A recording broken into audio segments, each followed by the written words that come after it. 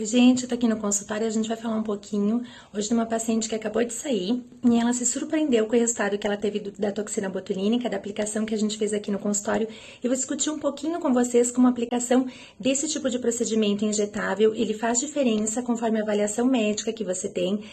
conforme a necessidade que você tem. Quer dizer, todo botox ou toxina botulínica não é a mesma coisa, eu vou provar pra vocês. Então, primeiro ela passou por uma avaliação, né? Então, é uma paciente feminina, ela tem 40 e poucos anos, já teve nenê, então já pós-gestação, com processo inflamatório, com mais flacidez de pele, perda do contorno do rosto, e a gente nota aquele olhar um pouquinho mais pesado, porque ela tem essa característica do excesso de pele na região da pálpebra, principalmente por uma questão familiar, né? Genética mesmo dela. A região, uma pessoa super magrinha, dessa região aqui embaixo, no mento, então a região da papadinha um pouquinho mais pesada, e uma perda do contorno do rosto e uma força muscular muito grande na região do pescoço. E aí a gente fez essa avaliação toda, mostrando para ela que ela tinha inclusive assimetrias, né? Então quando ela sorria, fazia biquinho, uma força muscular muito grande aqui na região do mento que projetava isso para baixo, né? A região do masseter com bastante volume, onde a gente teve que fazer a aplicação aqui para a gente reduzir esse volume e afinar mais o rosto. A questão da região das olheiras,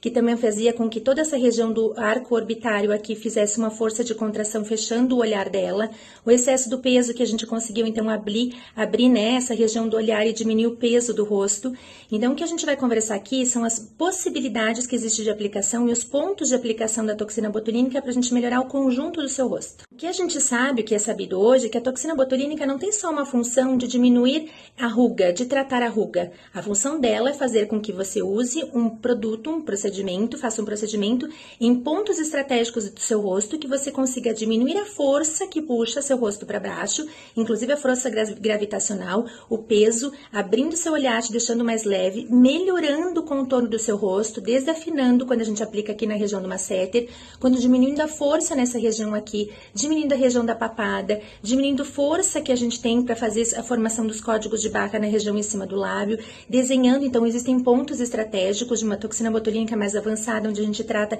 a região aqui bem próxima, que é a região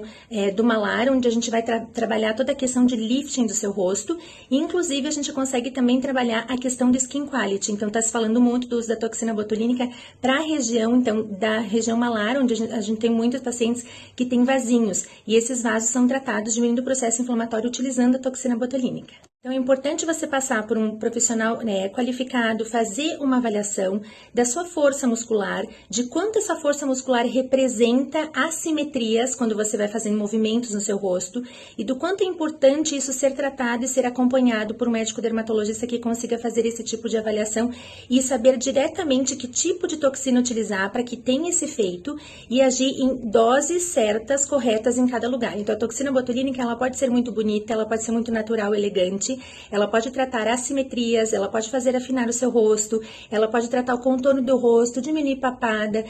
centralizar o seu queixo, diminuir código de barras, abrir o seu olhar, diminuir o peso, tratar tudo isso, levantar, diminuir o excesso de pele de pálpebra que a gente tem, se a gente pensar em pontos estratégicos que estejam sendo aplicadas. E por isso a avaliação individual é muito importante. A gente tem que aplicar o que cada paciente precisa com as suas necessidades e essa avaliação é muito importante para que o resultado que a gente tenha.